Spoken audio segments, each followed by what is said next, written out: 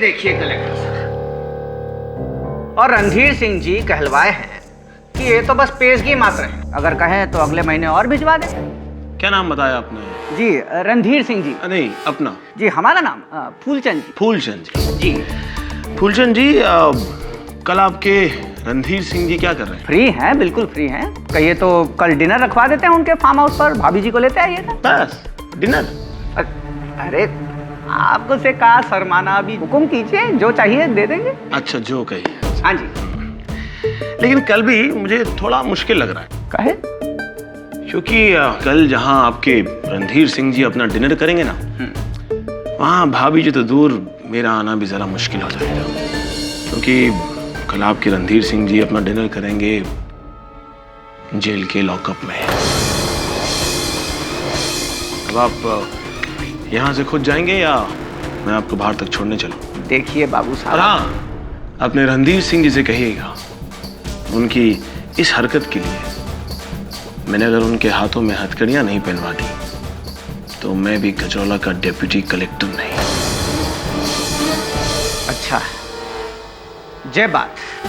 तो एक ठो बात आप भी हमारा सुन लीजिए, अगर रणधीर सिंह जी भी आपको आपका असली औकात न दिखा दिए ना, तो वो भी गजरौला में अब तक के सबसे बड़े लकड़ी के ठेकेदार हैं।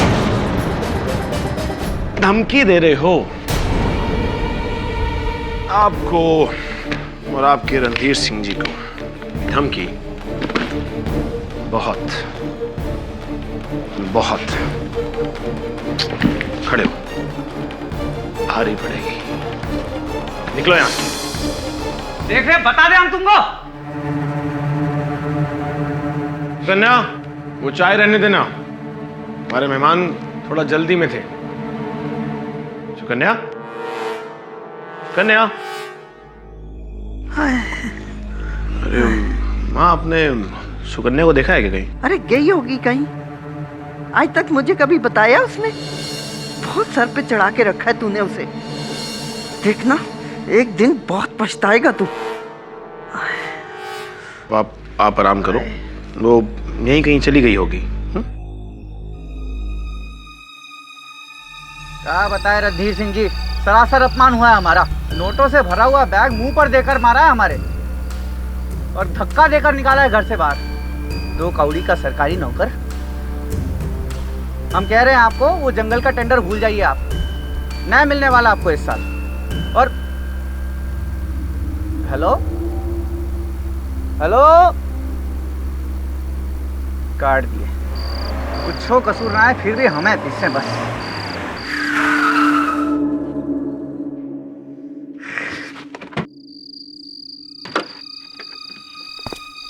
नहीं खराब है आज। वो कलेक्टर, ये पत्थर, क्या क्या और दिखाओगे भगवान।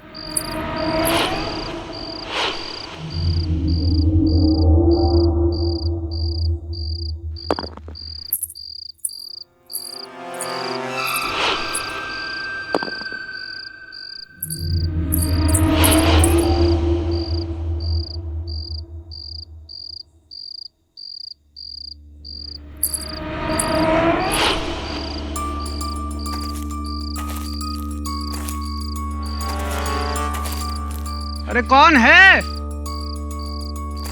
अरे क्या खुफियापंती कर रहे हो? अरे कौन है, कोई बताएगा? अरे सामने आओ ना, कौन है?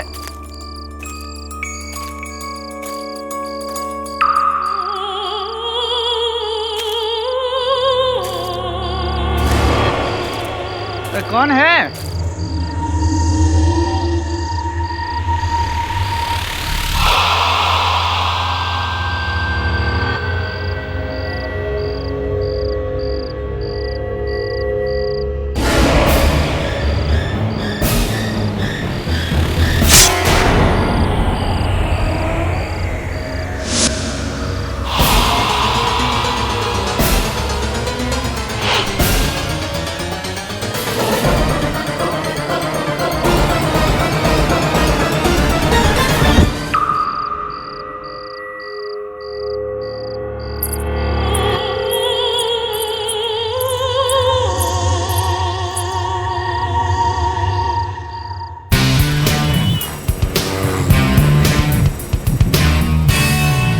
Amrish Goyal, deputy collector Gajraula. कहिए यहाँ कैसे आना हो? आज बस 2 महीने पहले मेरी वहाँ पोस्टिंग हुई थी। जब से मैं वहाँ गया हूँ तब से वहाँ के भ्रष्टाचार से ठीक तरह से लड़ भी नहीं पा रहा था कि मेरी बीवी सुकन्या, ये गजरौला के सबसे बड़े ठेकेदार रणधीर सिंह के आदमी फूलचंद की हत्या का आरोप लग गया उस पर। यहाँ से तो जान पड़ता है कि आपकी पत्नी एक गृहिणी है। हत्या का आरोप, हत्या कैसे की गई है? हथियार क्या था? मिस्टर केडी, ना ही कोई हथियार था और ना ही कोई औजार। हत्या की बजाय नाखूनों के वार बता रहे हैं। नाखून? भला नाखून से कोई किसी की हत्या कैसे कर सकता है? पुलिस का मानना यह है कि सुकन्या के नाखूनों में जहर था और जब वो फूलचंद के खून में मिले तो फूलचंद की मृत्यु हो गई, ऐसा पुलिस बता रही है। नाखूनों में जहर कैसे हो सकता है? आम नाखूनों में जहर नहीं होता, पर क्या शांत क्यों हो गया? बोलिए। मिस्टर केडी, कभी आपने विष कन्याओं के बारे में सुना है या कहीं पढ़ा है?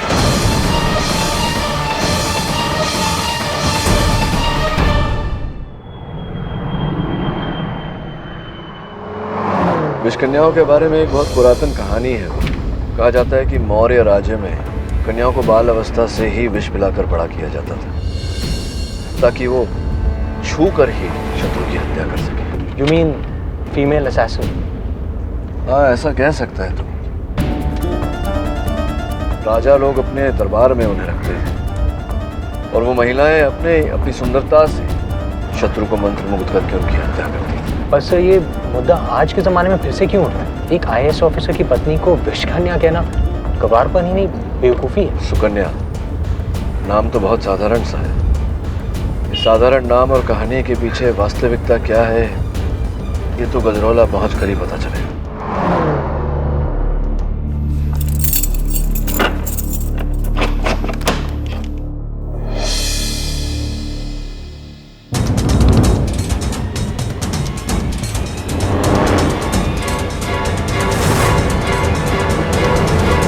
मेरा नाम केडी पाठक है, आपका वकील हूं मैं।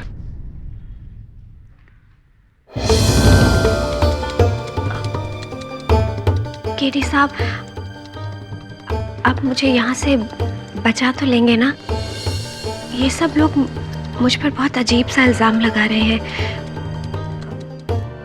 ये कह रहे हैं कि मैं एक विष कन्या हूँ। विष कन्या? इसकी चिंता आप मत करिए, अदालत इन बातों में नहीं मानता, विशेष रूप से जब इन बातों का कोई आधार ना हो, कोई सबूत ना हो। ये बताइए कि हत्या की रात आप कहाँ गई थी? आपके पति का कहना है आप घर पर नहीं थी। जी, वो हमारे घर के पीछे जो जंगल का रास्ता है, मैं वहीं गई थी तुलसी के पत्ते लाने के लिए।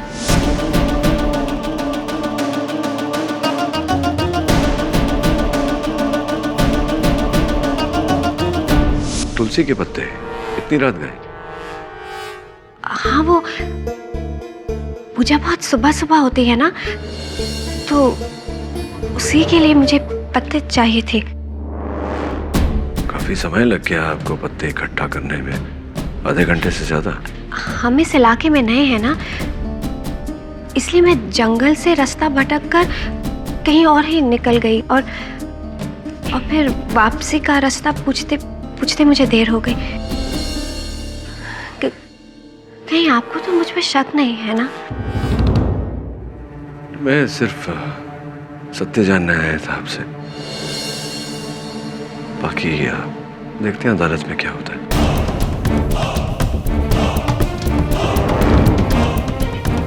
2 महीने की शादी और फिर ये बर्बादी, सुनकर बहुत अफसोस हुआ। विष कन्या।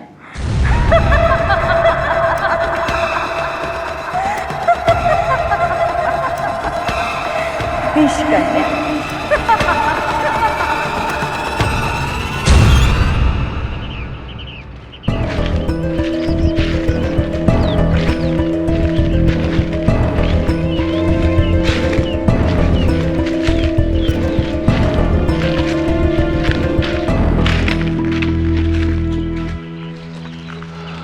तो हवलदार साहब, यही वो जगह है जहाँ फूलचंद की लाश मिली।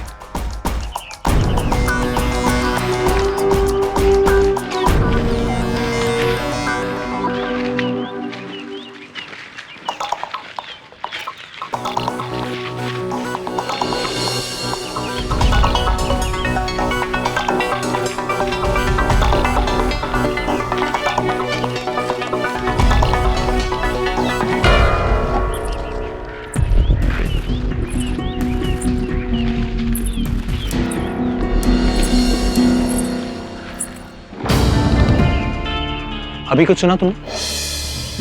खनकने की आवाज।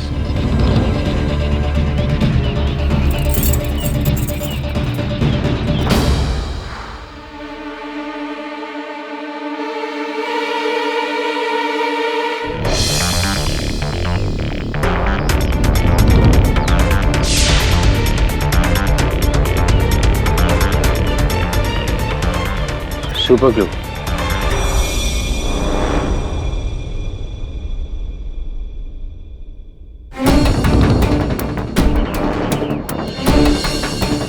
प्रिया थिएटर। यहाँ प्रिया थिएटर है क्या?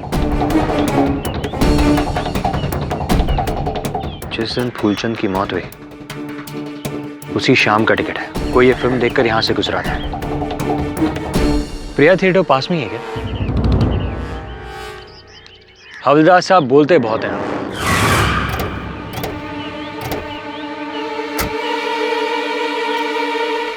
गजरौला में पाठक सर और आपका स्वागत है वरुण जी। मैं रणधीर सिंह, यहाँ का छोटा मोटा एक ठेकेदार हूँ। ओह, तो फूलचंद जिनकी मौत हुई। यहाँ दुर्भाग्य से वो मेरा ही मैनेजर था। बेमौत मारा गया बेचारा उस विश्व कन्या के चक्कर में।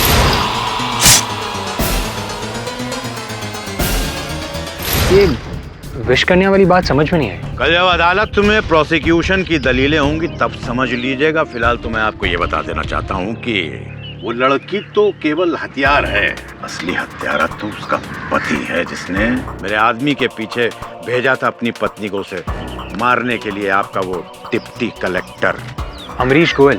देखने में बहुत सीधा साधा है वो, पर असल में वो टेढ़ा आदमी है। मैं आपको ये चेतावनी देना चाहता हूँ कि आप उससे बच के रहिएगा। अभी चलता हूँ। और हाँ, जाते जाते एक मशवरा और देना चाहूंगा। वापस लौट जाइए मुंबई, वरना उस पति पत्नी के लपेटे में आ जाएंगे आप लोग भी।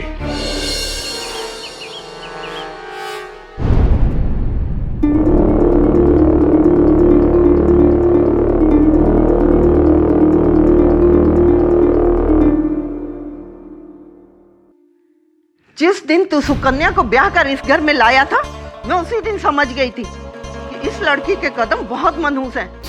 अरे कितना कहा था कि उर्वशी से शादी कर ले, पर तूने मेरी एक नहीं सुनी।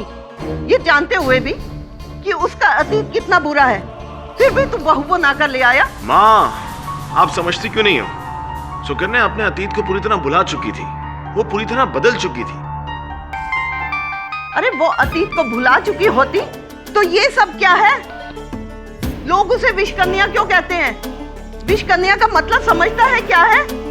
जीती जागती जहर की दुकान। माँ माँ माँ माँ, अब उसे ताने वाना देना बंद करो। मैं जानता हूँ कि सुकन्या पूरी तरह निर्दोष है।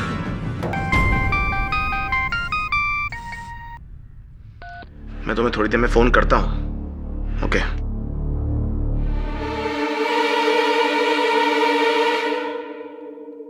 माँ, अब ये वैधई, मेरा मतलब ये सुकन्या के बारे में इस तरह की बातें करना बंद करो। मैं जानती हूँ कि सुकन्या ने तुझ पर जादू किया हुआ है, तभी तू किसी की नहीं सुनता। देखना एक दिन जरूर पछताएगा। रुको। क्यों? ये क्या कर रही हो? ये खांसी की दवा पी रही हूँ। माँ, ये खांसी की दवा नहीं है, ये जहर है माँ। जहर? यहाँ कैसे आया?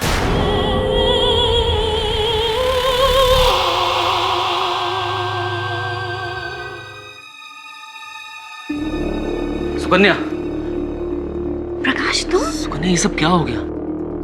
तुमने ये सब? चिंता मत करो, सब ठीक हो जाएगा। मैं आ गया हूं ना। मैं हूं तुम्हारे साथ, ठीक है?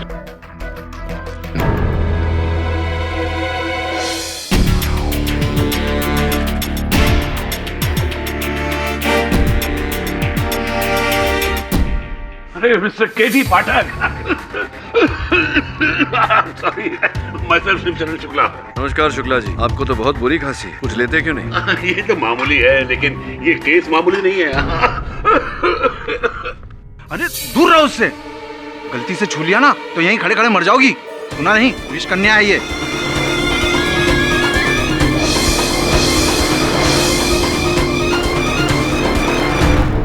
माय लॉर्ड, मैं सॉरी,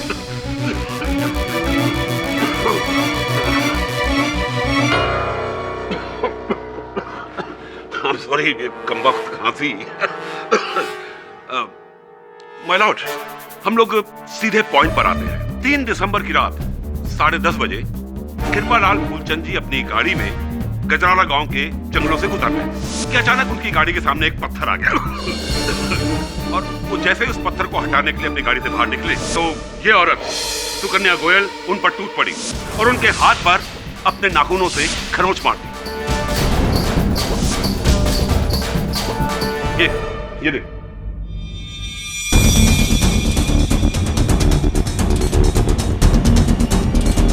माय लॉर्ड, उसके 10 सेकंड बाद ही मिस्टर फूलचंद गिरकर ढेर हो गए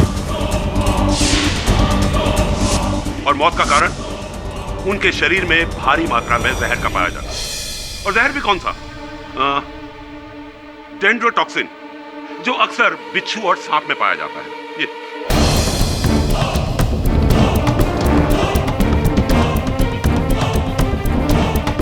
और ये जहर मिस्टर फूलचंद के शरीर में प्रवेश हुआ इन्हीं खरोंचों की वजह से। वो देखिए, जहां वो नीले नीले निशान हैं, इससे यह जाहिर होता है कि इनके नाखूनों में जहर था। और यह बात साबित करती है ये डीएनए रिपोर्ट, जिसमें साफ तौर पे लिखा है कि मिस्टर फूलचंद के हाथों में जो खरोंच थी वो इन्हीं के नाखूनों की दी हुई है। इनके नाखूनों में जहर था 100%। होगा जहर इसके नाखून में, ये विष कन्या है, इसीलिए मारा होगा। ऑर्डर ऑर्डर, बैठ जाइए। योर ऑनर, नाखून से खरोंच, खरोंच में विष और विष के कारण मृत्यु, ये बात मुझे जरा बेतुकी लगी। इस बात की स्पष्टीकरण करने के लिए, इसे स्वयं परखने के लिए मैं अदालत की अनुमति चाहता हूँ। अनुमति है। धन्यवाद योर ऑनर। सुकन्या जी, मैं चाहता हूँ कि आप मेरे हाथ पर खरोंच दें।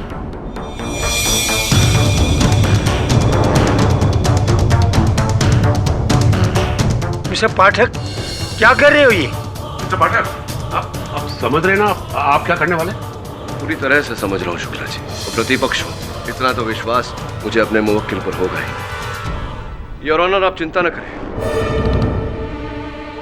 चिंता मत करिए, ये करना आवश्यक है। खरोंच दीजिए।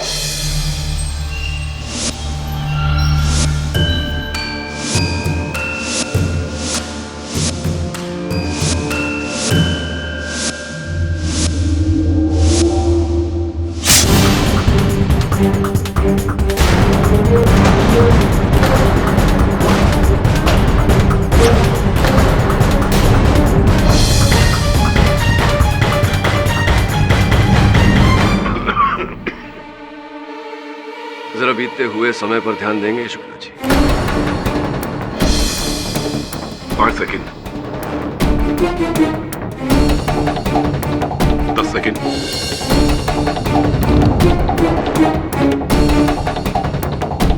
15,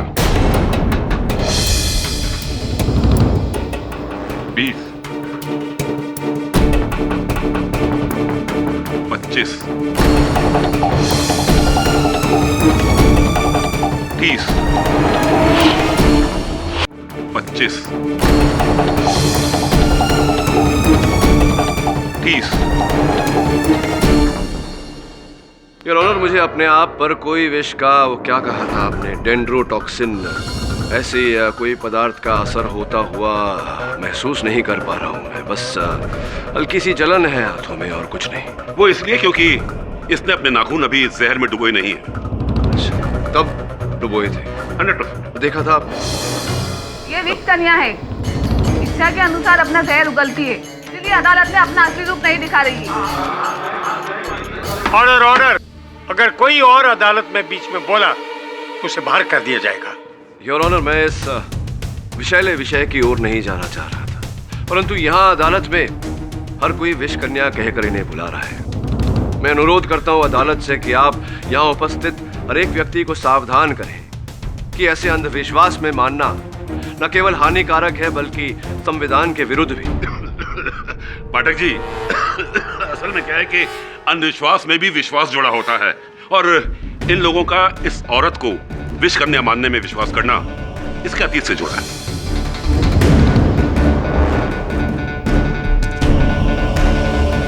अतीत से आपका अर्थ? ये एक लंबी कहानी है और इसे वही सुना सकता है जिसने इसे करीब से देखा हो।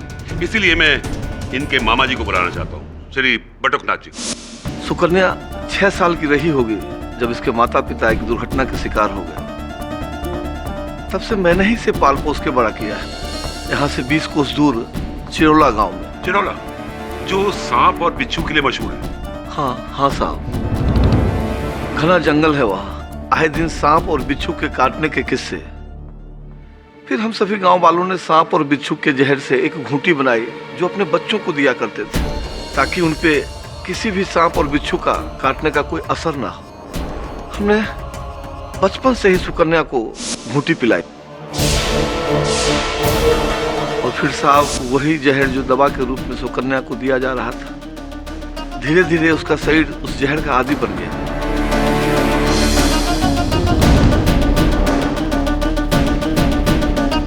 और जैसे ही वो बड़ी हुई, उस जहर का असर खत्म होता चला गया।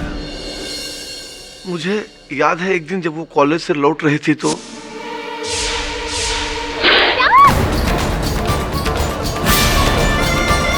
सांप, सुकन्या जल्दी से डॉक्टर के पास। नहीं, रहने दे, ठीक हो जाएगा। पर सांप ने काटा है। मैंने कहा ना कुछ नहीं होगा, इस जहर का मुझ पर कोई असर नहीं होता, ठीक हो जाएगा। चल। फिर साहब 2 दिन में उसका घाव भर गया। फिर आज तक सुकन्या को कोई भी जहर का असर कभी नहीं हुआ।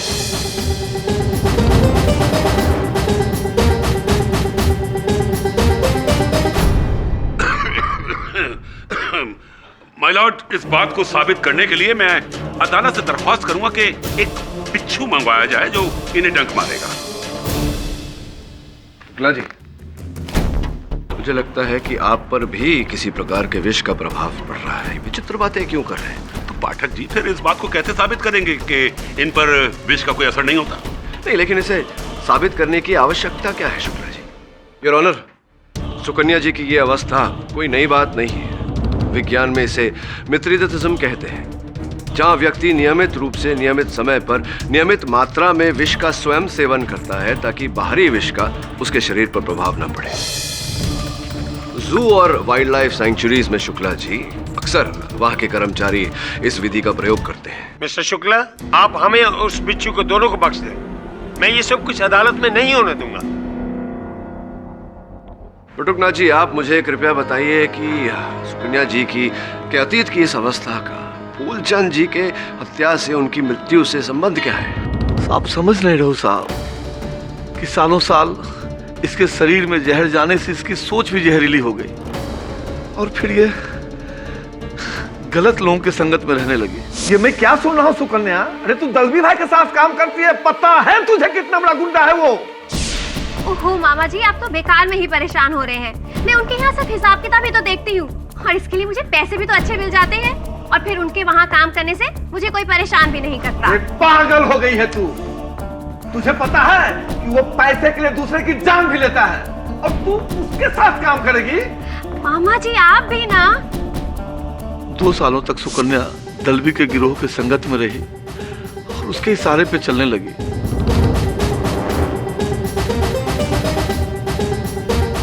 दलवी के पकड़े जाने पर जो सुकन्या पर केस चला, उस पर कुछ साबित नहीं हो सका। और उन 2 सालों तक दलवी भाई ने कई लोगों को मरवाया। दिलचस्प, अति दिलचस्प।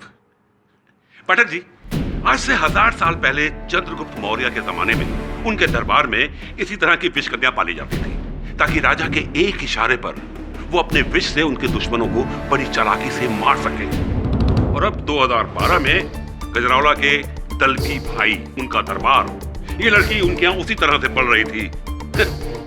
वो राजा हैं, उनके एक इशारे पे किसी को मार सकती है। युग नया है पर तरीका वही पुराना, दुश्मन की मौत। ये क्या कह रहे हैं आप? सुकन्या ऐसी नहीं है। ऑर्डर ऑर्डर, मैं सख्त हिदायत देता हूँ कि आप। जज साहब, मैं कुछ कहना चाहता हूँ। इजाजत है। जज साहब, मैं और सुकन्या बचपन के दोस्त हैं। हम साथ पढ़े, साथ बड़े हुए, और मामा जी ने सुकन्या के बारे में जो कुछ भी कहा वो सब एकदम सच है। सुकन्या पर विष का प्रभाव नहीं होता है और ये किसी गलत संगत में पड़ गई थी। लेकिन फिर जज साहब, इसकी जिंदगी में अमरीश आया और अमरीश के प्यार ने सुकन्या की जिंदगी बदल दी। जी जज साहब, प्रकाश बिल्कुल सही कह रहा है। अमरीश से मिलने के बाद मैंने बुराई का रास्ता छोड़ दिया था और खुद को पूरी तरह बदल लिया। और फिर उसके बाद मैंने इनसे शादी कर ली। आप पूछ सकते हैं मेरे पति से, क्या शादी के बाद मैंने इन्हें शिकायत का कभी भी कोई भी मौका दिया हो? जज साहब, मैं अपनी बीवी सुकन्या का साथ मरते दम तक नहीं छोड़ूंगा, क्योंकि मुझे मेरी बीवी सुकन्या पर पूरा भरोसा है। वो किसी का खून नहीं कर सकती। ये लव स्टोरी नहीं है, ये मर्डर स्टोरी है। वैसे इस मर्डर का कारण शायद लव ही है, क्योंकि तुम्हारी पत्नी ने एक ऐसे आदमी को मारा है जिसने तुम्हें धमकी दी थी, और इनके नाखूनों के निशान उसके शरीर पर। शुक्ला जी, आपके नाखून इस समय कहाँ है? मेरे हाथों में। आपके हाथों में तो सुकन्या जी के नाखून भी उन्हीं के हाथों में होंगे जहाँ रहते हैं। ऐसा तो हो नहीं सकता कि सुकन्या जी कहीं हो और उनके नाखून कहीं और।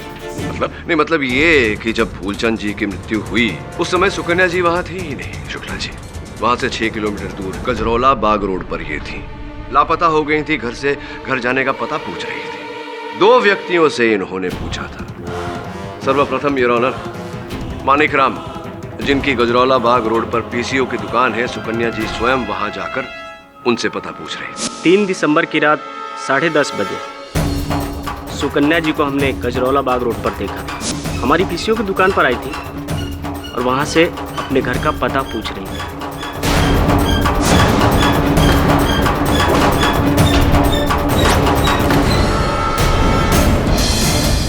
उसके बाद योर ऑनर, कुछ ही दूर आगे बढ़ने के बाद इन्होंने एक रिक्शा वाले बबलू पांडे से अपने घर का पता पूछा। हाँ साहब, चौराहे पे मिली थी ये उस रात हमें। तब हम अपने ऑटो में सो रहे थे। भाई साहब, ये फुले रोड कितनी दूर है? पास ही में है, 2 मिनट की दूरी पर। आप कहे तो छोड़ दो रिक्शा में, मीटर से दे देना। नहीं नहीं, मैं चली जाऊंगी, धन्यवाद। जिस वक्त हमने उसे रास्ता दिखाया था उस वक्त तब तकरीबन रात के 10:40 हो रहे थे। धन्यवाद बबलू जी।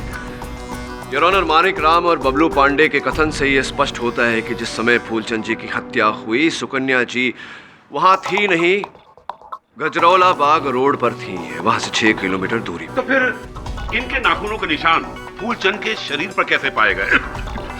सॉरी, ये डीएनए रिपोर्ट है मिस्टर पाठक, कोई मजाक नहीं है। शुक्ला जी, अगर आपके सबूत में दम है तो मेरे साक्ष्यों को भी नकारा नहीं जा सकता। हाँ, लेकिन एक लड़की एक समय पर 2 जगह कैसे हो सकती है? उचित प्रश्न है और इस प्रश्न का उत्तर ढूंढा जाएगा। किंतु योर ऑनर, जब तक इस प्रश्न का उत्तर ढूंढा जा रहा है, मैं अदालत से निवेदन करता हूं कि मेरे मुवक्किल को हिरासत में ना रखते हुए जामीन पर छोड़ा जाए। माना कि पुलिस के पास मिसेस सुकन्या गोयल के खिलाफ काफी गहरे सबूत हैं, मगर केडी पाठक के दोनों गवाहों की बातों को भी नजरअंदाज नहीं किया जा सकता। इसलिए ये अदालत मिसेस सुकन्या गोयल को 10,500 के एवज जमानत देती है। लेकिन तब तक आप गजरौला छोड़कर कहीं नहीं जा सकती। जी sir. The court is adjourned for today.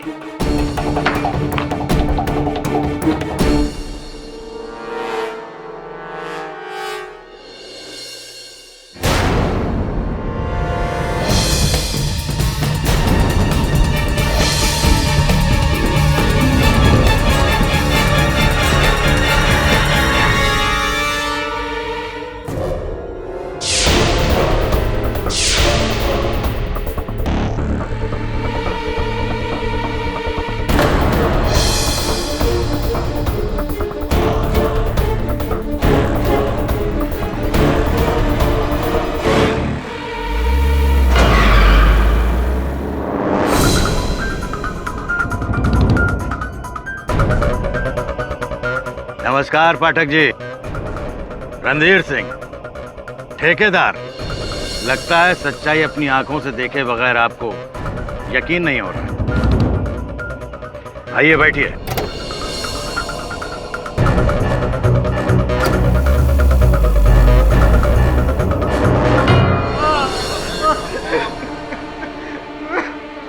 बता।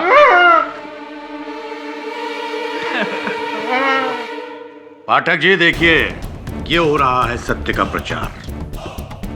जी हाँ भाई, बोले कुछ। हाँ बॉस, बोल रहा है बिल्कुल पोपट की तरह। ये बोल रहे मुंह खोल। साहब साहब हमें माफ कर दो साहब।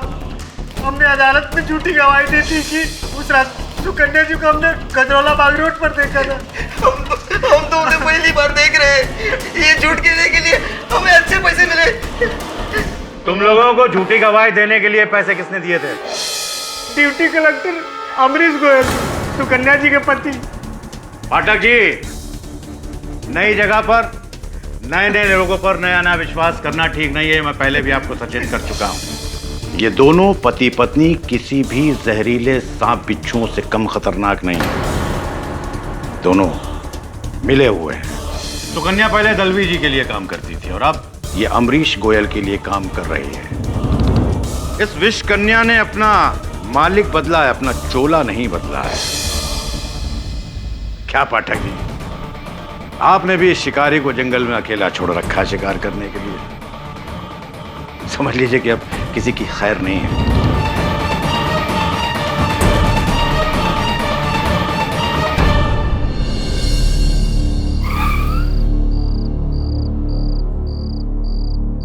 तुम जाओ।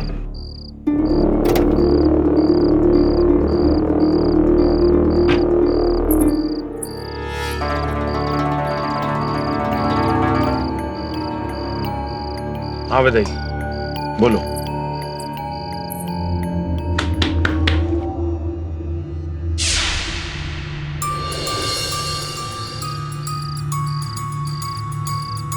सुकन्या, बेटा तू इतनी रात को? क्या मैं अंदर आ सकती हूँ मामा जी?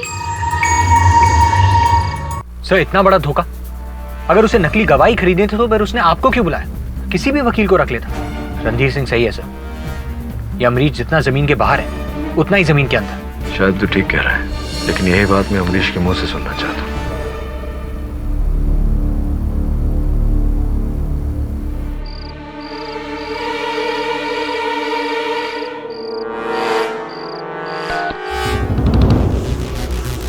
फोन काट दिया।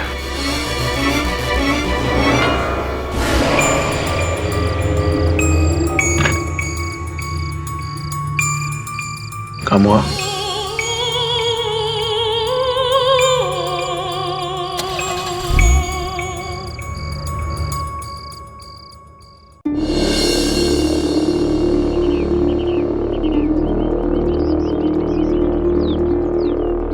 सर मैं सुकन्या के मामा बटुकनाथ के घर आ गया हूँ। जी, अब उनसे ही सुकन्या और अमरीश के बारे में पता चल सकेगा। मैं फोन करता हूँ।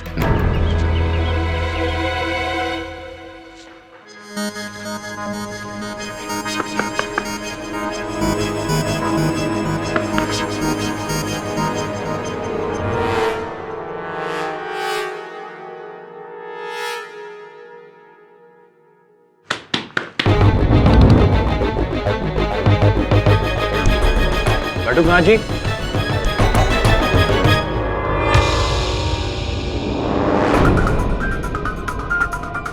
बटुकनाथ जी,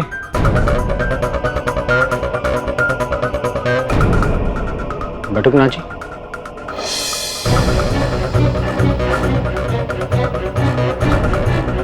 बटुकनाथ जी।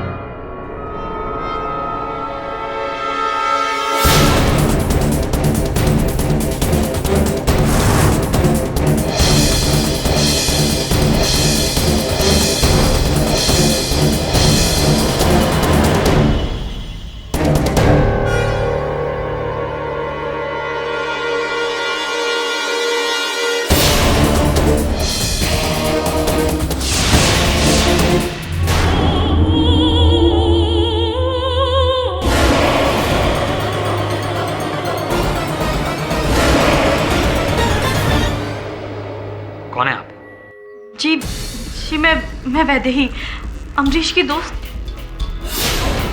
बटुकनाथ जी को क्या हुआ है? इनको किसने मारा? यही सवाल अगर मैं आपसे पूछूं तो आप यहाँ सुकन्या के मामा के घर क्या कर रही हैं? जी वो मैं बटुकनाथ जी से मिलने आई थी, सुकन्या के बारे में जानकारी लेने के लिए, उसकी असलियत जानने के लिए। आप इस तरीके से मुझे क्यों देख रहे हैं? मैं तो यहाँ अभी आई हूँ, मैंने इन्हें कुछ भी नहीं किया। और इनकी मौत तो जहर से हुई है, मेरे पास कोई जहर ही नहीं है। आपको कैसे पता कि इनकी मौत जहर से हुई है? जी वो बस मैंने ऐसे ही सोचा कि सुकन्या ने ही जान ली है अपने मामा की, क्योंकि इन्होंने कोर्ट में उसके खिलाफ गवाही दी थी और इसलिए सुकन्या ने अपने विष से उनकी जान ले ली। What nonsense! यही सच है। आपको पता है कल रात सुकन्या इनसे यहाँ मिलने आई। किस लिए? बदला लेने के लिए। आप लोगों को ये क्यों नहीं समझ में आता कि आपके मिस्टर पाठक ने एक विष कन्या का केस अपने हाथ में लिया है? मिस्टर पाठक अगर सुकन्या को बेल नहीं दिलाते तो आज ये आदमी यहाँ जिंदा होता। आप चाहे तो अमरीश से पूछ सकते हैं, वो खुद सुकन्या को यहाँ लेकर आया था।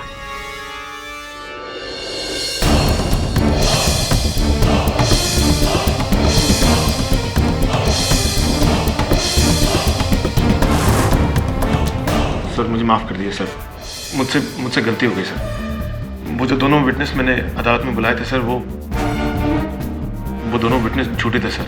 झूठ और फरेब की अपेक्षा मुझे अपने प्रतिद्वंदियों से होती है। अमरीश मेरे अपने मुवक्किल से नहीं, आपने जो 2 झूठे गवाह अदालत में प्रस्तुत किए, उनके कथन के आधार पर मैंने आपकी पत्नी को जामीन दिलवाया। अमरीश जी, झूठ के पैरों पर कोई अधिक समय तक खड़ा नहीं हो सकता। मैंने निर्णय लिया है कि आपका केस छोड़कर मुंबई लौट जाऊंगा। नहीं सर प्लीज। अमरीश ने अपनी जिंदगी में कभी कोई बुरा काम नहीं किया है, ना कभी रिश्वत ली, ना कभी घूस दिया सर। इसीलिए तो रणधीर से दुश्मन बन गया है इसका। कि सर जो कुछ भी हुआ है, अमरीश ने जो कुछ भी किया है सब मेरे कहने पर किया है। मैंने इससे कहा था कि मेरे पास 2 ऐसे आदमी हैं जो सुकन्या के पक्ष में अदालत में गवाही दे सकते हैं, जिससे कि सुकन्या बच जाएगी। सर सारा कसूर मेरा है, अमरीश ने कुछ नहीं किया। अमरीश ने तो बस कसूर किसी का भी हो, इस बात का प्रभाव इस केस पर पड़ चुका है। अब अदालत कभी नहीं मानेगी कि सुकन्या घटनास्थल पर नहीं थी। कल रात आप और सुकन्या उनके मामा बटुकनाथ जी के यहाँ से थे। हाँ, उसी बिना पे तो फिर एक बार पुलिस ने सुकन्या को गिरफ्तार कर लिया, लेकिन वो वहाँ से उनसे बात करने के लिए गई थी, किसी का खून करने के लिए नहीं। हाँ सर, और मारती भी तो कैसे? पुलिस का कहना है कि बटुकनाथ जी की हत्या उन्हीं नाखून से हुई है। बस डीएनए रिपोर्ट की प्रतीक्षा है। मुझे अचंभा नहीं होगा अगर वो रिपोर्ट सुकन्या से मेल खा गई तो। जो भी हो, ये आप जाने, आपका नया वकील जाने।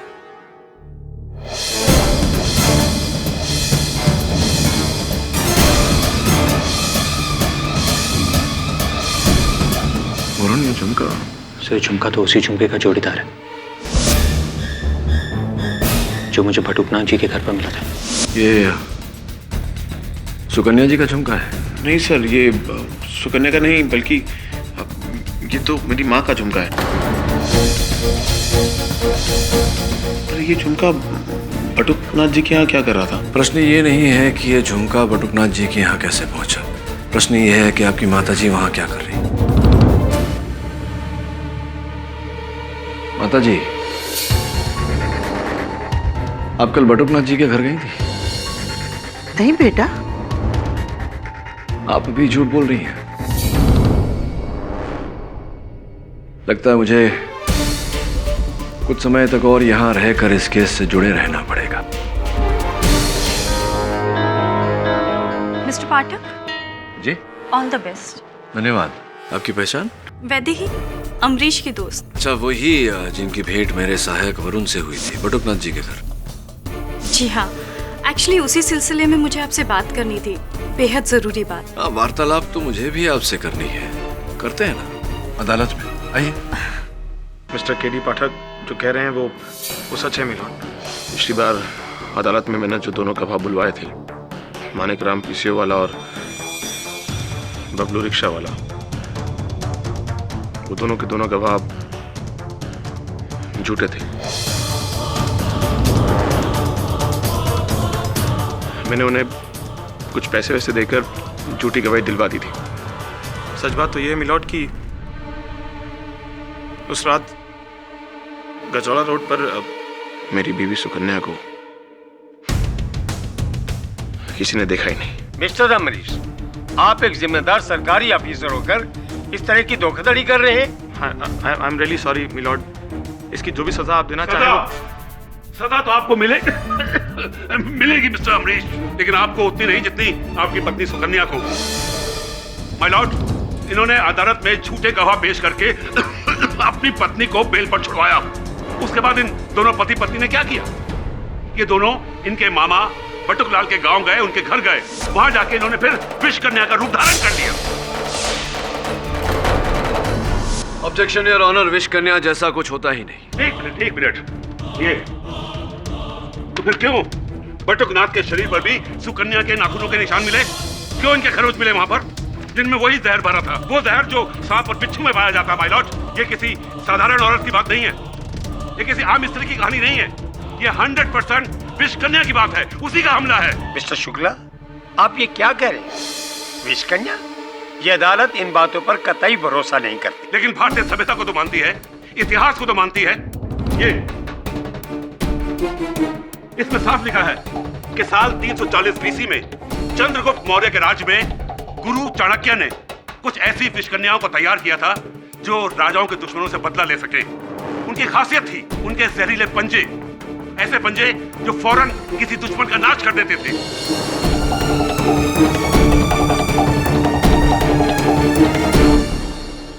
शुक्ला जी, ये सब ऐतिहासिक किताबों की बात नहीं है। इन घटनाओं के घटित होने का कोई प्रमाण नहीं। धार्मिक किताबों को तो आप प्रमाण मानेंगे ना, जिनमें विष कन्या के बारे में लिखा गया है।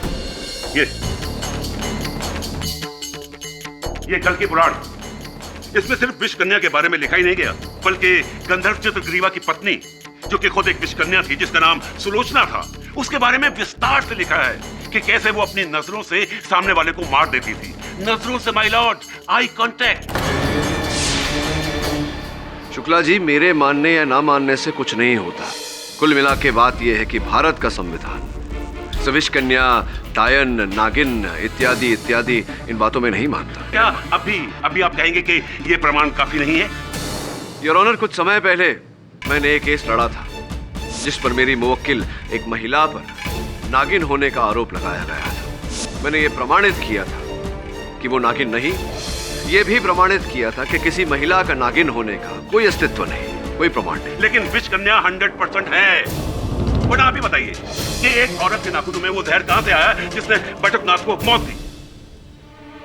दुर्भाग्यवश इस समय आपके इस प्रश्न का मेरे पास कोई उत्तर नहीं, किंतु कुछ प्रश्न हैं जिनके द्वारा मैं आपके इस प्रश्न के उत्तर तक पहुंच सकता हूं। हाँ, 100% पूछिए।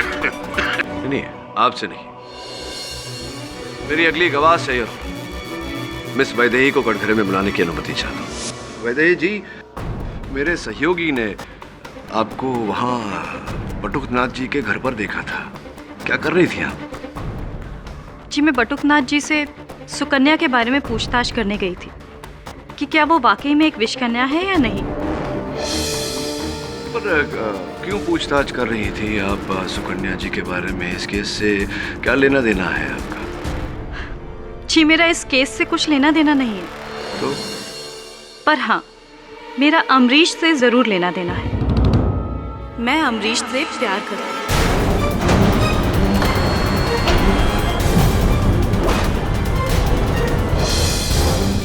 और चाहती हूँ कि सुकन्या की सच्चाई जितनी जल्द से जल्द दुनिया वालों के सामने आ जाए, उतना ही अच्छा अमरीश के लिए होगा और मेरे लिए।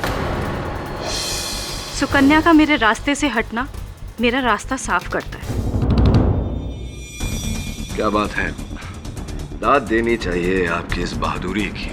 आभार मानते हैं हम आपका कि बिना प्रश्न पूछे, बिना किसी दबाव के आपने न केवल अपना परिचय हमें दे दिया, बल्कि आपने अपनी मंशा और उद्देश्य दोनों हमें बता दिया।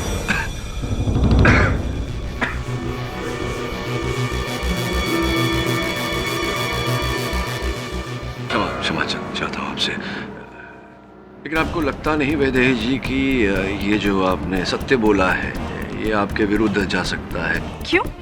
क्योंकि आपको ऐसा लगता है कि मैंने सुकन्या को फंसाने के लिए वो दोनों खून किए ताकि मैं अमरीश को पा सकूं। देखिए, अब ये मैंने नहीं कहा, ये आपने स्वयं कहा है। देखिए, मैं इतना बेझिझक सच इसलिए कह रही हूँ क्योंकि मुझे किसी बात का डर नहीं है। किसी को प्यार करना कोई जुर्म नहीं है। मैंने कब कहा कि प्यार करना जुर्म है? बल्कि प्रेम भाव फैलाना तो अच्छी बात है, लेकिन असफल प्यार को पाने के लिए किसी की हत्या करना ये तो जुर्म है। ये ऐसा होते हुए हमने देखा है पहले, अनगिनत केसेस हैं। तो सबूत पेश कीजिए ना कि मैंने ही वो दोनों कत्ल किए। दुर्भाग्यवश मिस वैदेही, इस समय मेरे पास इस बात का कोई साक्ष्य नहीं है। हो सकता है उनके पास हो कोई सबूत। जो व्यक्ति वहां उपस्थित थी, मेरी अगली गवाह, योर ऑनर, अमरीश गोयल की माताजी श्री गिरिजा गोयल। मैंने कहा ना, मैं उस रात बटुकनाथ के घर पर नहीं गई थी। गिरिजा जी, अगर आप बटुकनाथ जी के घर नहीं गई थी तो आपका ये झुमका बटुकनाथ जी के घर कैसे आया? बताइए, क्या ये स्वयं वहाँ चलकर गया था? इसका वहाँ पाया जाना इस बात का साक्ष्य है कि आप गई थी। आप अभी भी मानने को अगर राजी नहीं है तो क्या हम उस रिक्शा वाले को बुलाएं जिनकी रिक्शा में बैठकर आप वहाँ गई थी? बुलाएं उनको। नहीं नहीं जी, मैं गई थी उस रात बटुकनाथ के घर पे, अमरीश और सुकन्या का पीछा करते हुए।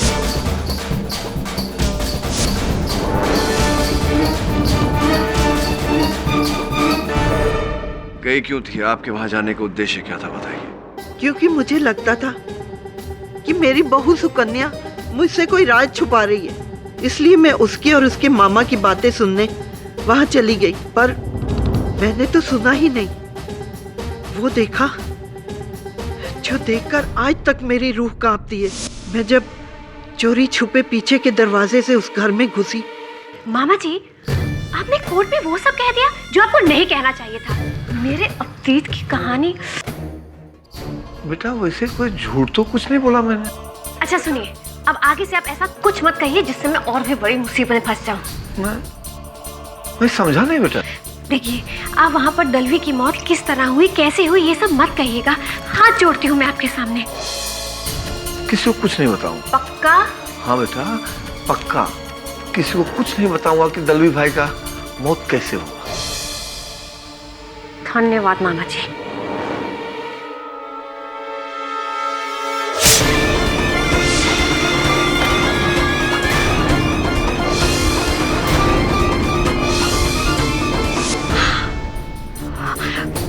माँ जी, ये आप क्या कह रही हैं? मैंने अपने मामा जी को मार डाला। मैं एक विश कन्या हूँ। प्लीज माँ जी, मैं आपके सामने हाथ जोड़ती हूँ। आप ये झूठा आरोप मुझ पर क्यों लगा रही हैं? वाह वाह, अब तो घर का भेदी ही लंका ढाने लगा। सास की गवाही 100% नहीं बल्कि 200% साबित करती है कि ये विष कन्या है। Your honour. Mister Shukla, okay, sorry, मैं इन्हें विष कन्या नहीं बोलता, बल्कि ये तो कह सकता हूँ ना कि इन्होंने अपने नाखूनों को जहर में डुबोया और उन दोनों की जान ले ली।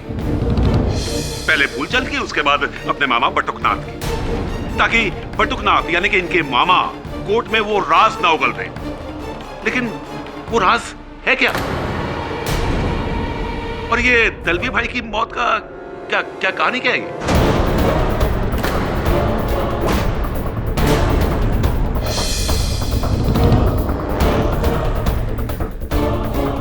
सुकन्या, अदालत को बताइए सच क्या है।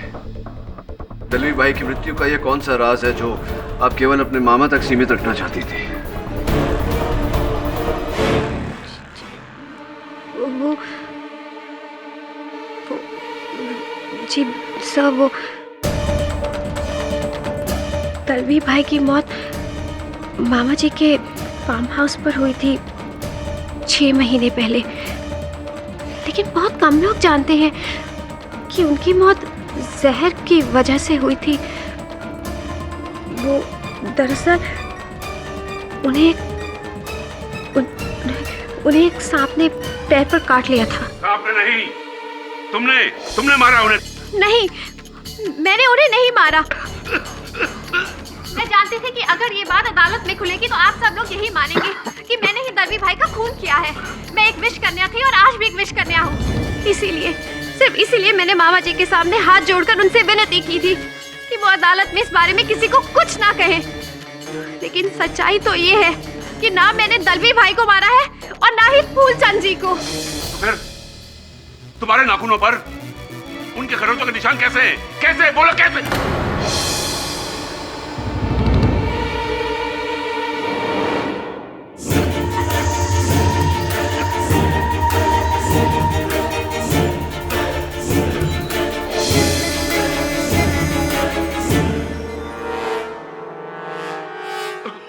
मिस्टर पाठक, अब तो मैंने ये जहर का 100% केस साबित कर दिया है।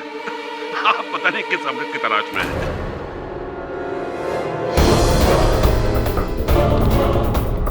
मिस्टर पाठक,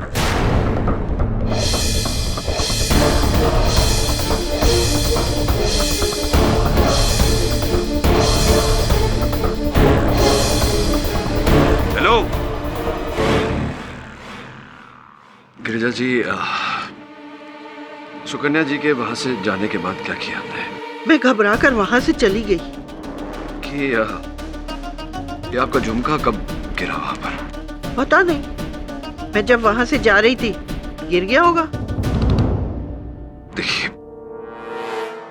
ये आपका झुमका वहां गिरा, ये जरा विचित्र बात लग रही है मुझे गिरिजा की। घटना स्थल पर ऐसे अचानक आपके झुमके का पाया जाना, आपके कान से ही गिरा, आपको पता ही नहीं चला। आप कहना क्या चाहते हैं? मिस्टर पाठक, अरे उन्होंने एक आदमी को अपने सामने मरते हुए देखा है। अब ऐसे में उन्हें सुध-बुध कहाँ रही होगी? अब भागते हुए वहां से उनका झुमका गिरा या हार गिरा, क्या फर्क पड़ता है? बात ये नहीं।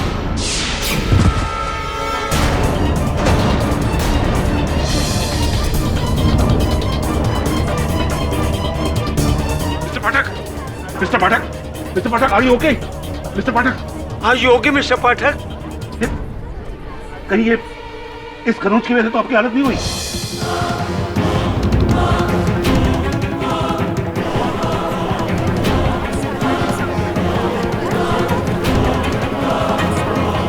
Are you okay?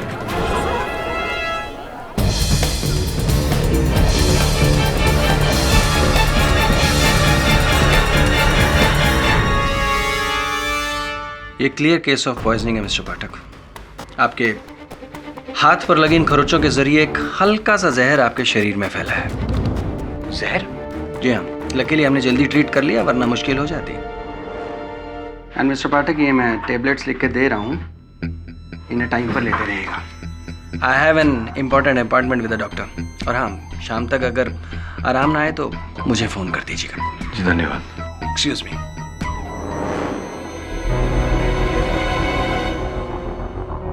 सब क्या भी वही सोच रहे हैं जो मैं सोच रहा हूँ? ये तो तेरी सोच पे निर्भर करता है कि तू क्या सोच रहा है।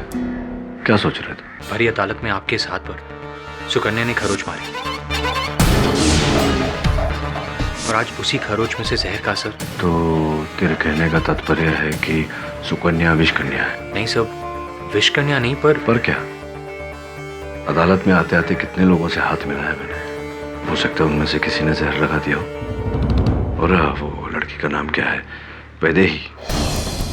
उसका भी तो कुछ जुड़ाव है इस केस के साथ, उससे भी मैंने हाथ मिलाया, तो हो सकता है उसने विष लगाया हो। बस सब पॉसिबल और नॉट पॉसिबल? संभव है। फिर सुकन्या की छोड़ और इस केस से जुड़े बाकी लोगों पर ध्यान दे, हो सकता है वहां से कुछ निकला है। केडी सर, मुझे आपसे कुछ बात करनी है। मेरी माँ की गवाही पे भरोसा मत कीजिएगा प्लीज।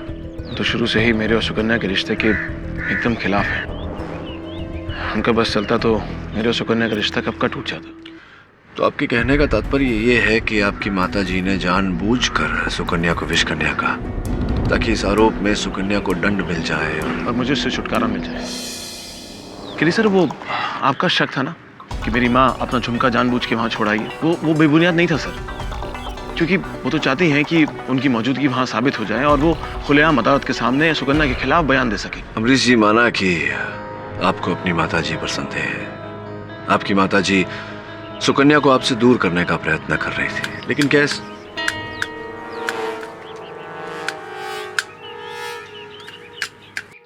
कैसा प्रयत्न के चलते वो फूलचंद और बटुकनाथ की? नहीं सर, ये मेरे कहने का मतलब नहीं था।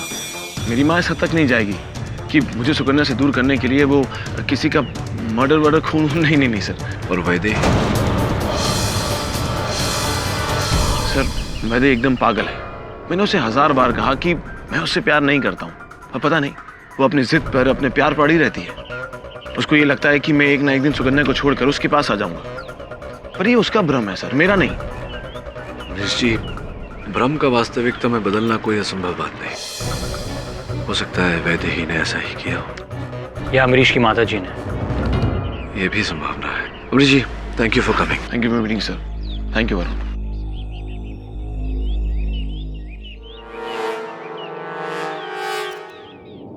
अरे नमस्कार कलेक्टर साहब।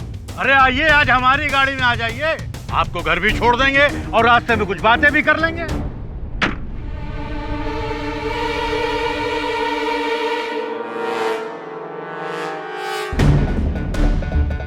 रणधीर सिंह जी, मुझे आपकी लिफ्ट की जरूरत नहीं है, मेरे पास अपनी सरकारी गाड़ी है। अरे साहब, जो गलती आप पहले कर चुके हैं उसे आप दोबारा करना चाहते हैं? क्या मतलब? मतलब ये कि अगर आपने पहले ही मुझसे दोस्ती का हाथ मिला लिया होता तो ना आपको फूलचंद को धमकाना पड़ता, ना वो बेचारा मारा जाता,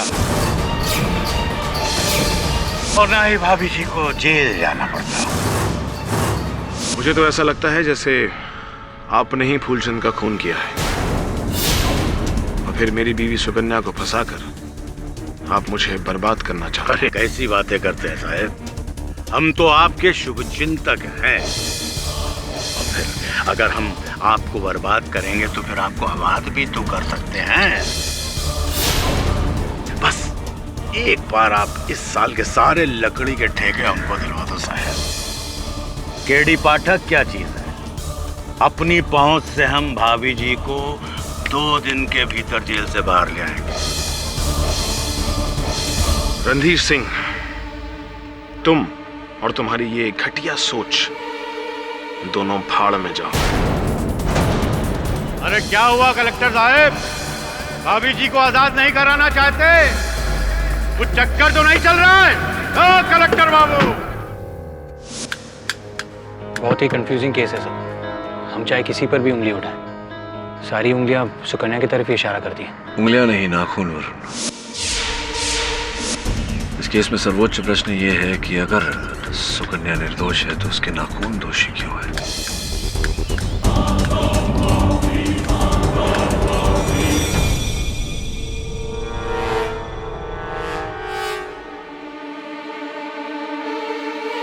माँ, क्या हुआ है?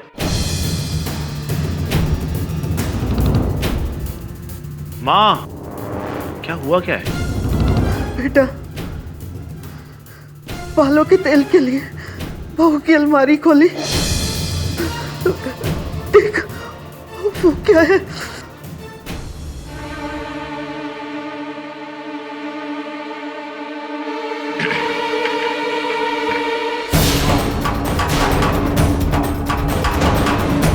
सुकन्या के अलमारी में जहर की बोतल।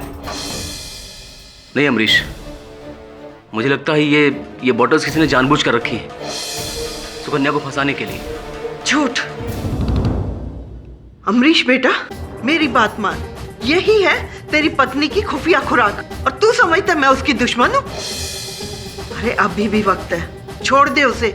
अरे छोड़ दे, भूल जा इस केस को, वरना अपनी जहर से वो तुझे भी मार डालेगी।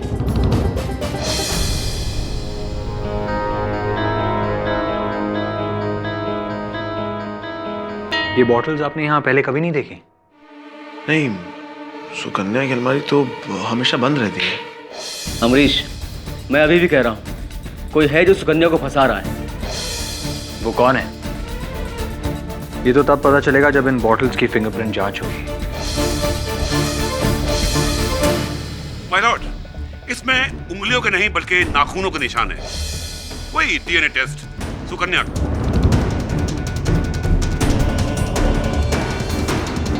शुक्ला जी, इन्होंने बोतल पकड़ी थी, लेकिन बोतल पर इनकी नाखून के निशान हैं, उंगलियों के निशान नहीं।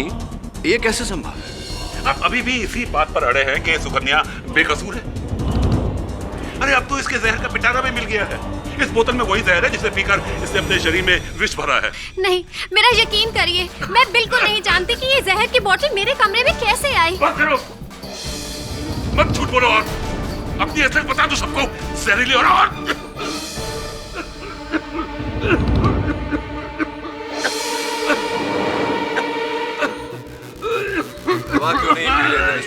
एक मिनट मिस्टर पाठक, मुझे किसी के सहारे की जरूरत नहीं है, बल्कि आपको केस के सहारे की जरूरत है।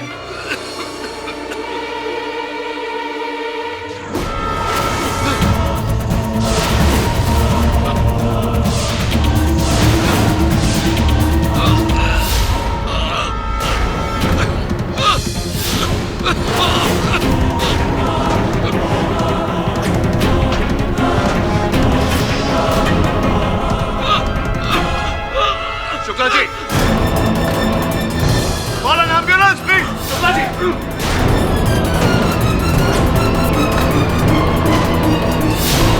Shukla ji, are you okay? Shukla जी।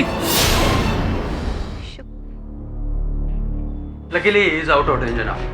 थोड़ी देर और हो गई होती तो मिस्टर शुक्ला को गहरी पॉइजनिंग हो जाती, उनकी जान जा सकती थी। डॉक्टर साहब, ये जहर जो था। जी हाँ, वही डेंट्रोटॉक्सिन जो किसी ने प्रोसिक्यूटर शुक्ला की खांसी की दवा में मिलाया था।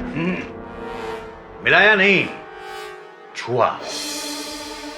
हाँ केडी साहब, याद है आपको पिछली अदालत में शुक्ला जी के हाथ से उनकी खांसी की दवाई की बोतल छूट गई थी और जाकर गिरी थी सुकन्या के पैरों के पास। फिर सुकन्या ने उस बोतल को उठाकर शुक्ला जी को वापस कर दिया था। बस वहीं उस विषकन्या ने अपना काम दिखा दिया। महज उसके छूने भर से उस बोतल में भरी हुई दवा को उसने जहर बना दिया। ये आप क्या कह रहे हैं रणधीर सिंह जी? वही जो सच है, पर अफसोस आप लोगों की आंखों पर तो आधुनिकता का काला चश्मा चढ़ा हुआ है, जो ना इतिहास देखता है और ना पुराण। गौर कीजिए केडी साहब, सबसे पहले फूलचंद के लाश पर सुकन्या के नाखूनों के निशान पाए जाते हैं और फिर उसके बाद बटुकनाथ जी की लाश पर भी वही नाखूनों के निशान मिलते हैं और फिर आपके हाथों पर सुकन्या के बनाए हुए नाखूनों के खरोंचों में जहर का फैलना। और अब ये सब जमाने से सुनते चले आ रहे हैं कि कानून अंधा होता है, पर इतना अंधा होता है आज हमने अपनी आंखों से देख लिया है। ठीक है, मैं चलता हूं।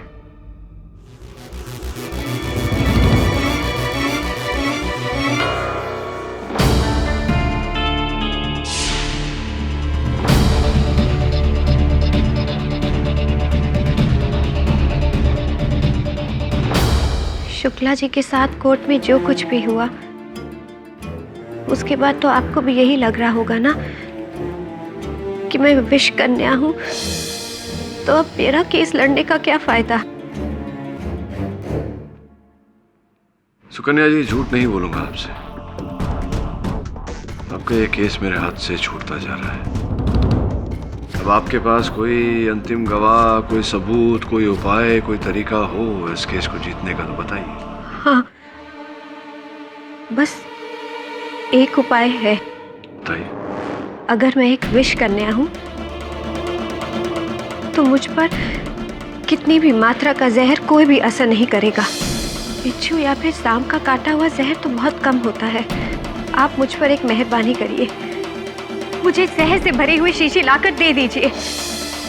अगर उसे पीने के बाद भी मैं जिंदा रहूं तो फिर हाँ, मेरे शरीर में खून नहीं जहर दौड़ रहा है, फिर हूं मैं विष कन्या। और अगर ये विष पीकर आपकी मृत्यु हो गई तो? प्लीज केडी सर, आप मुझ पर एक आखिरी एहसान कर दीजिए। मुझे जहर से भरी हुई शीशी लाकर दे दीजिए और फिर उसे पीकर मुझे मर जाने दीजिए। मेरी मौत ही मेरी बेगुनाही का सबूत बन सकती है। अद्भुत बात है सुकन्या जी, मांगा भी तो क्या।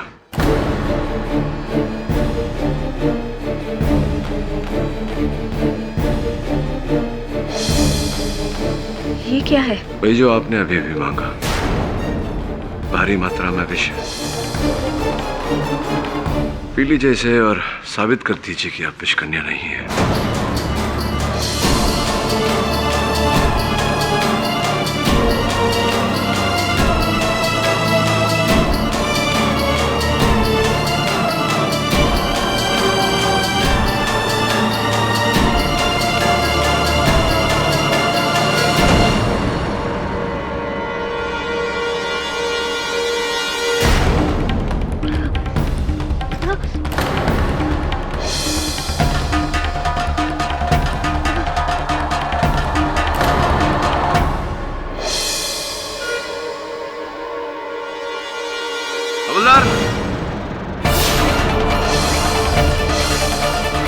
क्या हुआ इन्हें? हेलो, उठो। क्या हुआ तुम्हें? हेलो, उठो।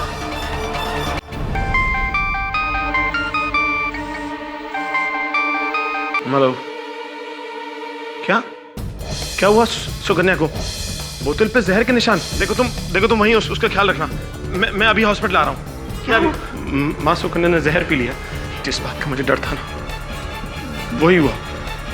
अगर सुकन्या को कुछ हो गया ना, मर जाऊंगा मैं सच्ची।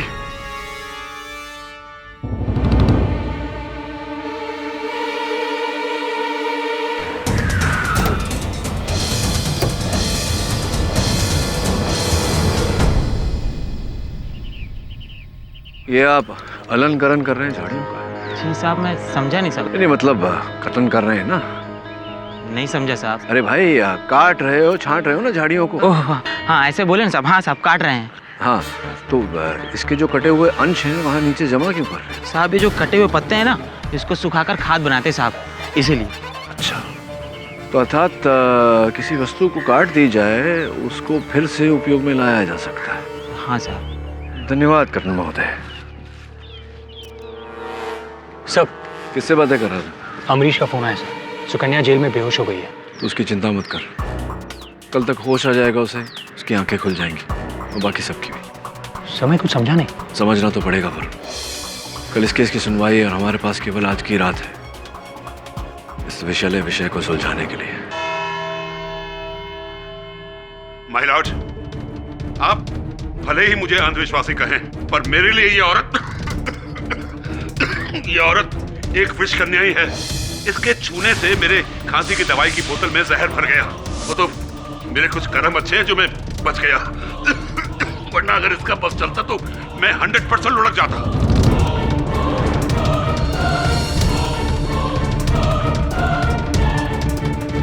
मिस्टर पाठक, आप अपने अगले विटनेस को कटघरे में बुला रहे थे?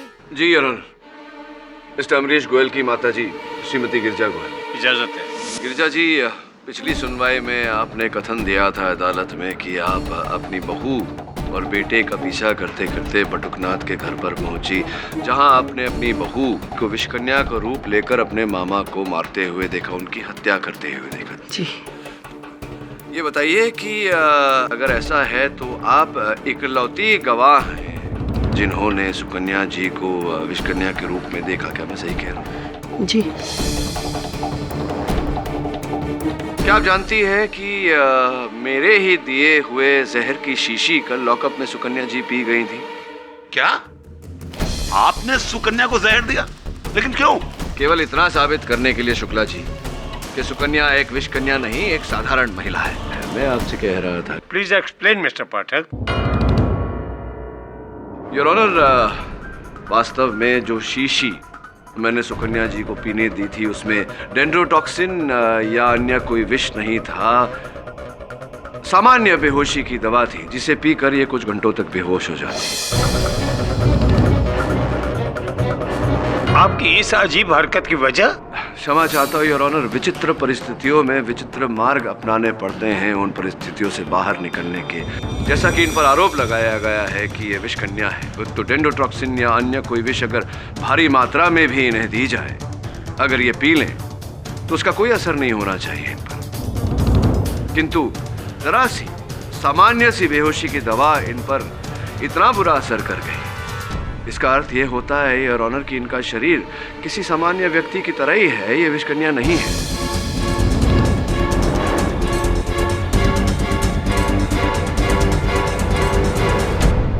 माता जी, आपसे मैं पूछना चाह रहा था कि इन्होंने जो दवा पी उसका असर इन पर तो हुआ ही, किसी और व्यक्ति पर भी इनके दवा पीने का असर हुआ था। आपके बेटे अमरीश पर क्या अवस्था थी अमरीश जी की जब उन्हें पता चला कि उनकी पत्नी सुकन्या ने विष भरा बोतल पी लिया? मैंने अमरीश को इतना ज्यादा टूटा हुआ पहले कभी नहीं देखा। जब उसकी ये हालत देखी तो मुझे एहसास हुआ कि अमरीश की जान तो सुकन्या में अटकी है। उसी की जान लेने के चक्कर में पड़ी हुई थी आप, तभी तो झूठ बोला। मुझे माफ कर दो।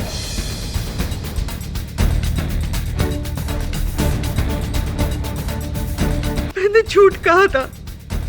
हाँ, मैं गई थी बटुकनाथ के घर पर सुकन्या का पीछा करते हुए, पर मैंने उसे उनका खून करते हुए नहीं देखा।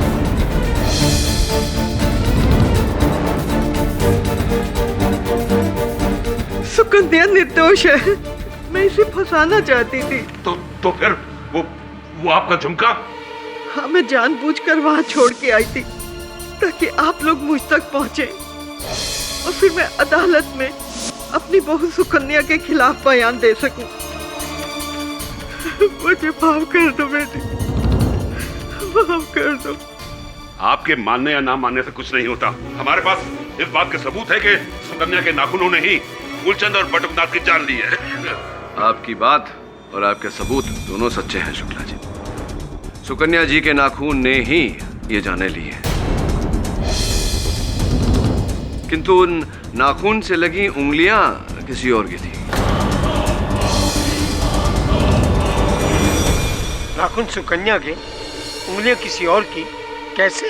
योर ऑनर, अक्सर हमने देखा है औरतें अपने नाखून लंबे कर लेती हैं, फिर उन्हें जड़ से काट देती हैं, वो नाखून डस्टबिन में फेंक देती हैं। उन नाखूनों का अलग अलग तरह से प्रयोग किया जाता है। मैं समझाता हूँ यार, मैं विस्तार में समझाता हूँ। सुकन्या जी, क्या आप बताएंगी अदालत को कि कितने समय से आप किस आयु से इतने लंबे नाखून रख रही हैं? जी, शुरू से ही। और क्या अक्सर प्राय ही आप अपने नाखून पूरे के पूरे काट देती हैं?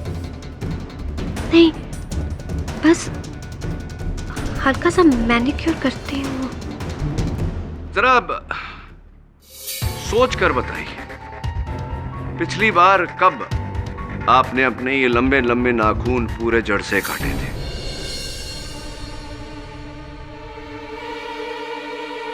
हाँ, 3 महीने पहले जब मैं मामा जी के घर गई थी, तब मेरा ये हाथ दरवाजे में आ गया था, जिसकी वजह से मेरी उंगली के 2 नाखून टूट गए।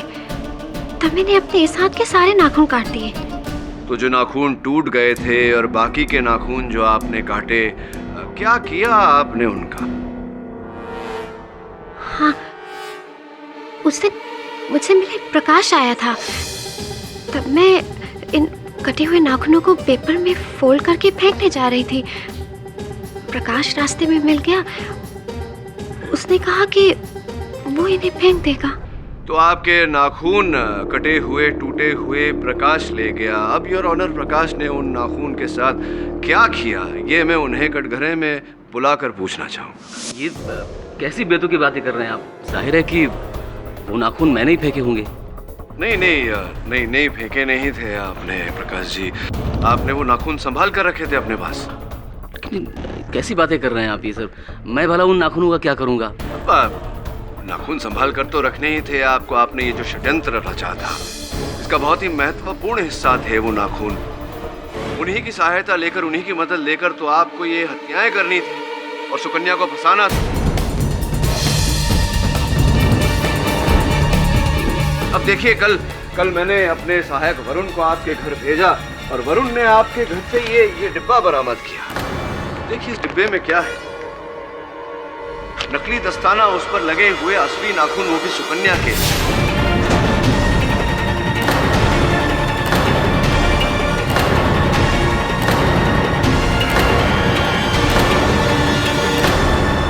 ये ना कहना कि ये नाखून सुकन्या के नहीं, क्योंकि हमने इनका डीएनए मैच करवाया है प्रकाश जी, और ये मैच हो चुके हैं सुकन्या के साथ। ये बताइए कि ये नकली दस्ताने जिस पर असली नाखून लगे हैं सुकन्या के, ये आपके घर में क्या कर रहे थे?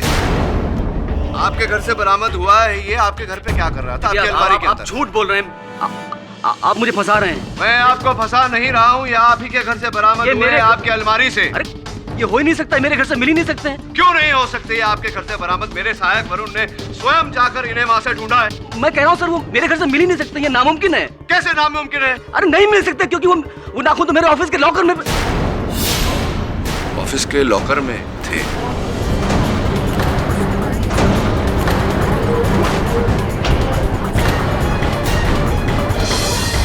Order order. ऑफिस की लॉकर में थे नहीं और ऑनर, अब भी इन्हीं की ऑफिस की लॉकर में है, क्योंकि ये जो दस्ताने हैं, इन पर जो नाखून लगे हुए हैं, ये नकली हैं। मैंने यूं ही इन्हें बनवाए थे, ये सोचकर कि सुकन्या जिनका नाम लेगी उन्हें मैं कटघरे में बुलाकर यही प्रश्न पूछूंगा। दुर्भाग्यवश आपके लिए और हमारा सौभाग्य है कि आपने हमें बता दिया कि आप ही ने इनके कटे हुए नाखूनों का प्रयोग किया था और उनका प्रयोग करके ये दोनों हत्याएं की थी। अब आगे की भी बात बता देंगे अगर, तो मेरा काम सरल हो जाएगा प्रकाश जी।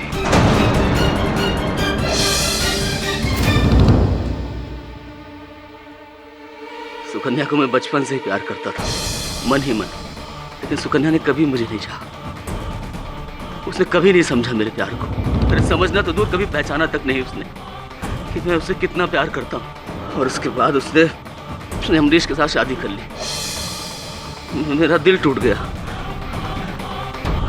उसके बाद सुकन्या के लिए जितना प्यार था मेरे दिल में, सब नफरत में बदल गया। और मैंने सोच लिया कि ऐसा सबक सिखाऊंगा इसे, ऐसा सबक सिखाऊंगा कि लोग मिसाल दे इस बात की। और उसके बाद जब मुझे इसके कटे हुए नाखून मिले तो केडी साहब, मैंने सुकन्या और विश के संबंध को लेकर एक कहानी बनाने की सोची। सुकन्या ने मुझे बताया था कि फूलचंद और अमरीश के बीच में तनाव चल रहा है। बस इसी बात का फायदा उठाया मैंने, और उस रात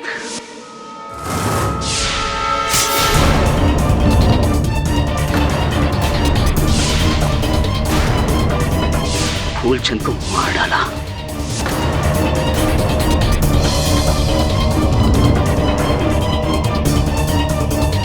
और उसके बाद 2 झूठे गवाहों की बिना पर सुकन्या को बेल दिलवाकर, सबके जाने के बाद मैंने तुम्हारे मामा को खत्म कर दिया।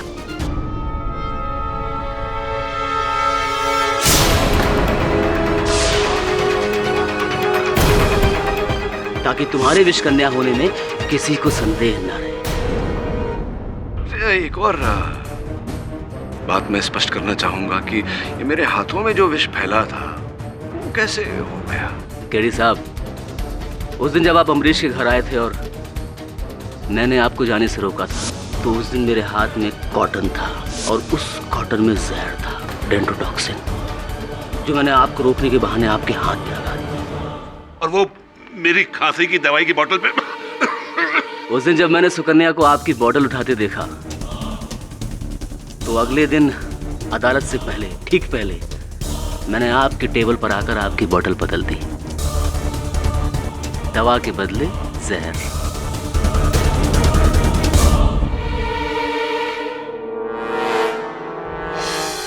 ये सब कुछ मेरी वजह से हुआ है। सबका गुनहगार मैं हूं जज साहब। ये सब मैंने किया है सुकन्या से अपने नाकामयाब प्यार का बदला लेने।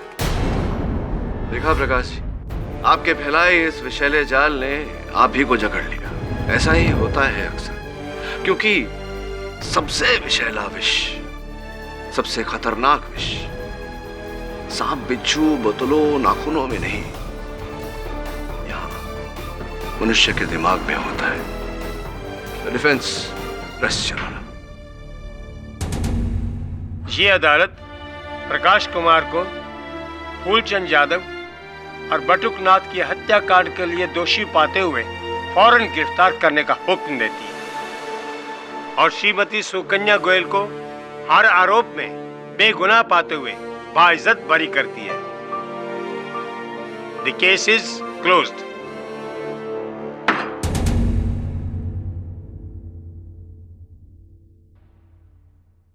आ गया जाओ तुम। कांग्रेचुलेशन, आप ये केस जीत गए। मुझे तो लगा था कि आप ये केस हार जाए। सॉरी, एक मिनट। अरे जहर होगा उसमें। नहीं, मजाक कर रहा हूँ जी।